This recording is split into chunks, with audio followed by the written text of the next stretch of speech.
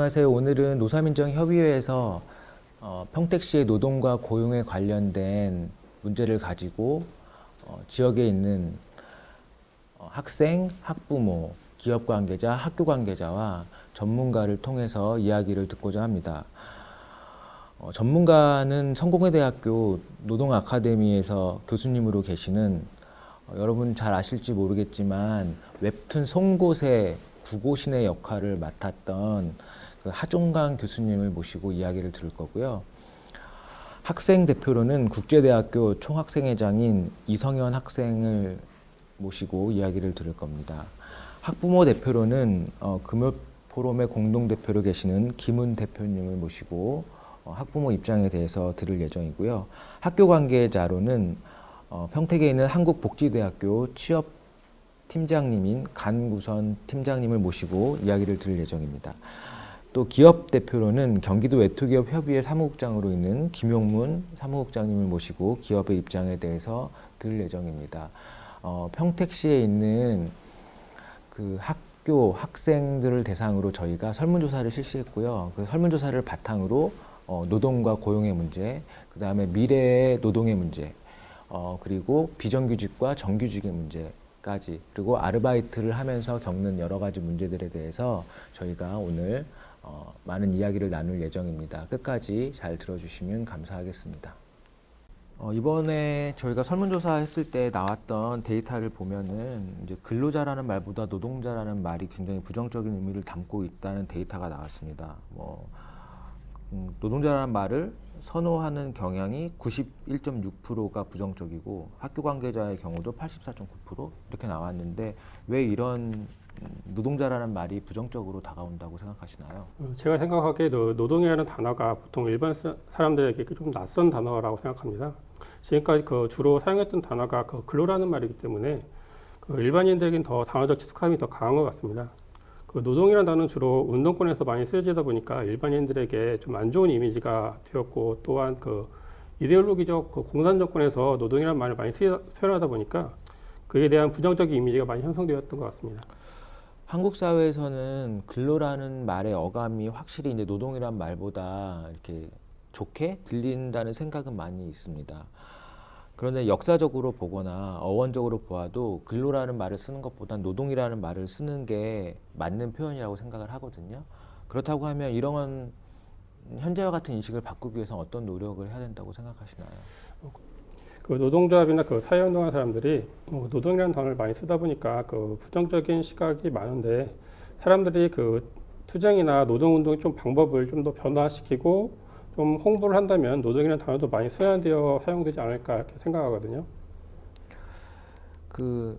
조사에 보면은 노동자라는 말에 대해서는 되게 싫어하고 부정적이지만 실제로 노동조합에는 가입하고 싶어하는 조사 결과가 훨씬 높게 나왔고요. 본인은 또 나중에 노동자라고 생각하는 것도 높게 나왔습니다.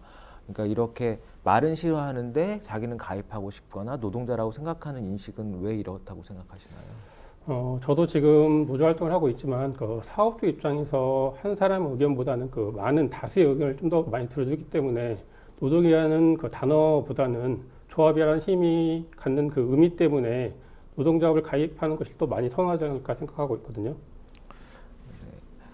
네.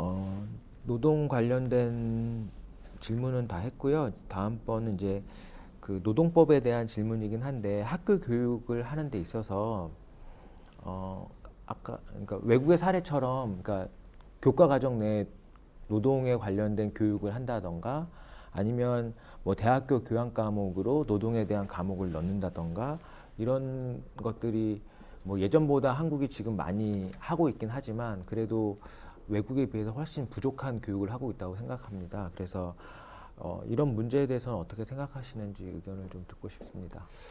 저도 학생들에게 학교에서 기본적인 노동법에 대해 가르치는 게 중요하다고 생각합니다. 근데 저도 근무하고 있는 학교에서도 특강으로는 학생들을 교육하고 있지만 좀 더 구체적인 내용과 사례를 들어서 교육하는 거는 좀 더 기회가 적어서 저는 좀 안타깝게 생각합니다. 그러나 저는 지금 현재 학교에서는 특강하는 노동법 특강 정도만으로도 좀 충분하다고 생각하기 때문에 그러지 않을까 생각합니다. 이제 좀 중요한 문제인 것 같긴 한데요. 한국에는 이제 정규직 노동자가 있고 비정규직 노동자가 있습니다. 이 정규직과 비정규직의 문제를 어떻게 보시나요?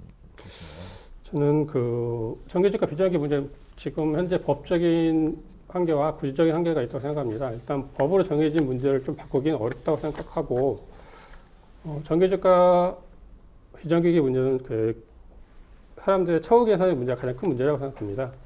저도 개인적으로 사업자 입장도 이해가 가고 노동자 입장도 이해가 가지만 단순 단기 일자리의 경우는 비정규직으로 하는 것이 사업자 입장에서는 좀 선택할 수 있는 최선의 방법이 아닌가라고 생각합니다.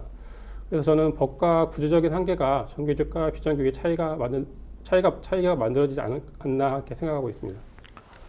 그러니까 정규직과 비정규직의 가장 큰 차이는 결국에 임금의 격차의 차이하고 그 다음에 고용이 뭐 기간이 정해져 있느냐 아니면은 연속적으로 내가 정년이 될 때까지 할 수 있느냐 이런 문제가 가장 큰 이슈거든요.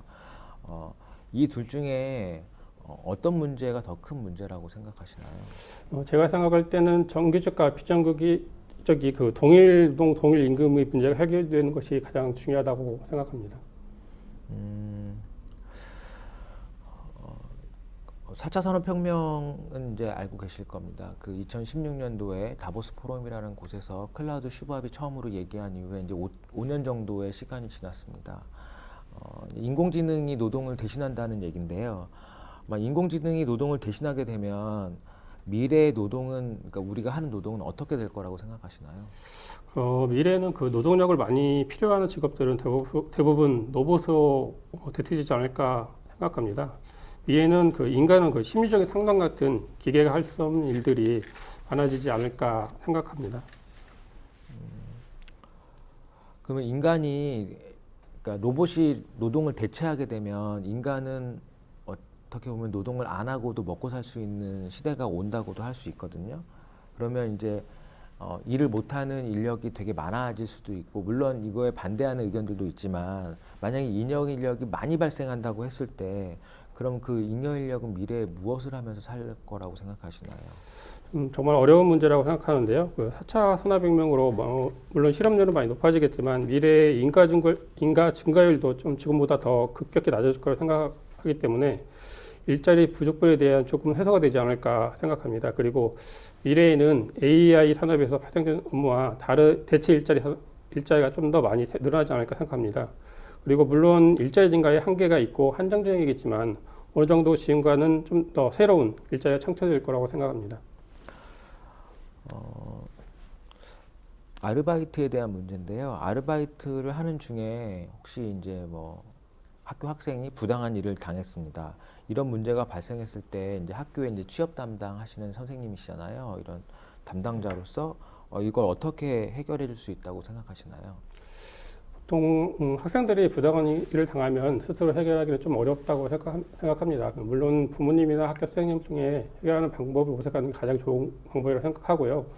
물론 부모님과 학교 선생님도 이런 방면에서 전문가가 아니기 때문에 바로 해결하기는 어려울 수 있지만 전문성 있는 센터나 노동 상담을 통해서 학생들의 어려운 상황을 도와줄 수 있을 거라고 생각합니다.